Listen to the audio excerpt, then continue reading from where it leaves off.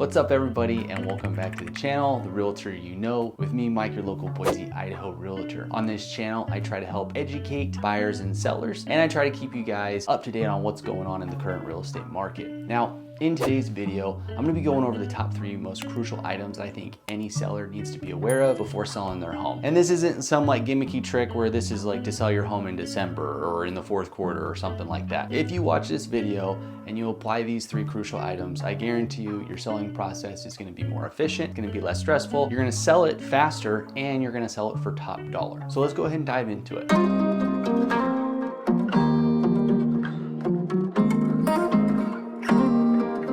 So the first crucial item I want to start out with is going to be cleanliness. And this does apply to the interior of the home and the exterior. When buyers pull up to that home, you know, if the landscaping is well taken care of, if the concrete is leveled and there's not a lot of cracks in it, if the siding looks well painted and there's no dry rot, right off the bat, you're getting off to a good start with the buyer. Where if the first thing they pull up is they see, you know, trees have lifted up the concrete, maybe the siding needs a coat of paint and there's dry rot, that's going to start sounding off alarm bells in the buyer's head. And so by the time they get inside, instead of looking at the house to see if it's going to work for them, they're looking at the house to see what else is wrong with it, which is not a good spot to be at as a seller. Once the buyers do get inside, a lot of times the first thing that they are going to notice is either it's dirty or it's smelly.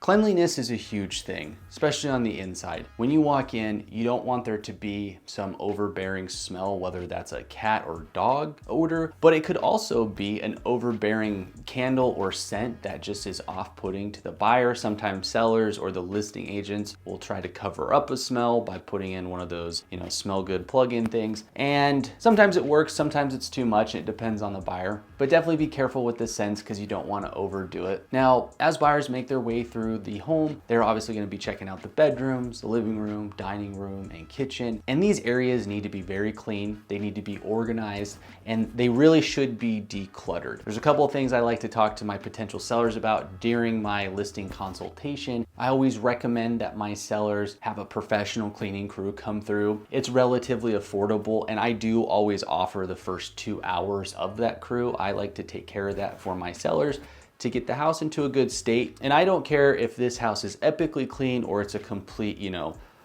dumpster fire. I'm gonna offer the 2 hours of cleaning because even though you think a house is clean, it can always get cleaner, it can always look better, and it's fairly inexpensive to do. A couple hours with, you know, a Molly Maid service or a cleaning service is gonna go a long way on most homes, and for a couple $100, you really can't beat it. Now, as I mentioned earlier, as the buyers make their way through the home, right, they're looking for the positives and also the negatives. And so this is where I would recommend to my seller that we try to take care of any small issues that are, you know, easily detected by the buyer as they're walking through the home, going about their tour. And the reason is, you know, if it's a small little touch-up paint, or hey, maybe they had a picture, you know, on the wall that they took down, they need a hole, we need to patch it and paint it. Those are the types of things that we can do. Also, hiring a handyman for 2-3 hours, again, a few $100 goes a long ways. They'll get a lot of the stuff off of your honey-do list. So that way the home is really dialed in, right? There's not a lot of little things going on. That way it's a pleasant, you know, showing experience for the buyers and the agents. Hopefully you'll get good feedback, and this is only going to help bring more buyers to the property. As we talk about cleanliness, this transitions us very well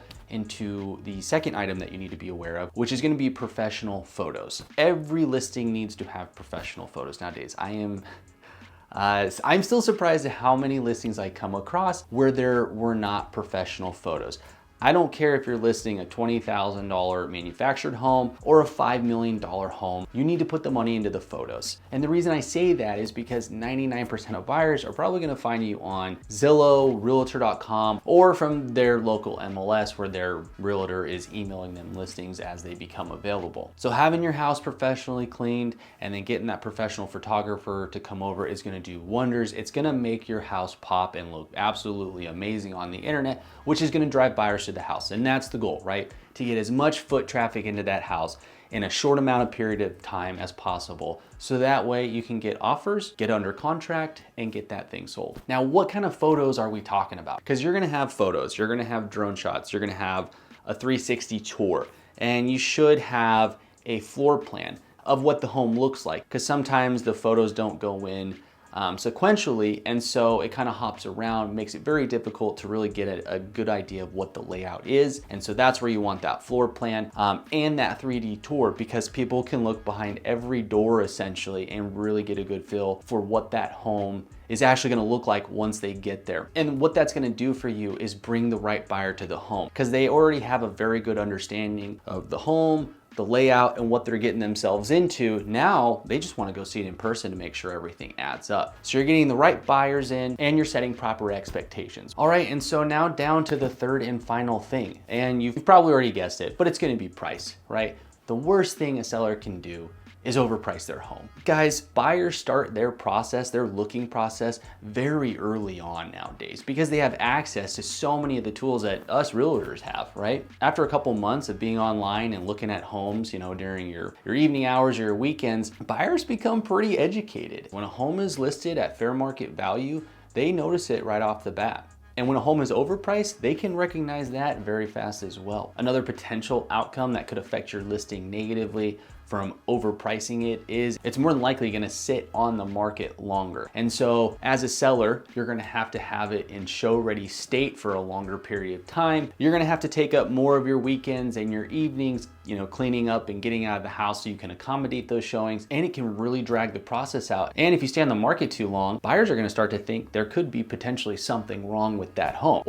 And that might indicate not only to the buyers, but their agents that maybe the seller just isn't really in a hurry or doesn't have a lot of motivation to sell their home, and then maybe that's why they listed it so high. They're just trying to get a certain dollar amount that would encourage them to sell. And that could be off-putting to some buyers. They might just decide to skip that property altogether and not take a look at it because of the price and the other potential circumstances around it. And so you can see real quick, by overpricing, all these red flags can potentially pop up into buyers and their agents. And if the buyer's agent is worth anything, he's gonna bring it to their attention and say, hey, you know, these are some possibilities, like what I just ran through with you guys. And yeah, as a buyer, you might be like, you know what, I kind of like the house, but for the price and all that other nonsense, maybe I don't want to check it out. And we move on to greener pastures. Now, I know we've only talked about 3 things, but if I had to pick the number 1 thing not to do, it's to not overprice your home. And you could probably overcome those other 2 items I brought up earlier, but you can't overcome an overpriced home. But there you have it, guys. That is my list of the 3 key essentials every seller needs to know before listing their home. And it will be key features that will help you sell your home fast and for top dollar, no matter what time of year, no matter what the market, no matter what the location is. You know, run your comps, price your home well, clean the heck out of it,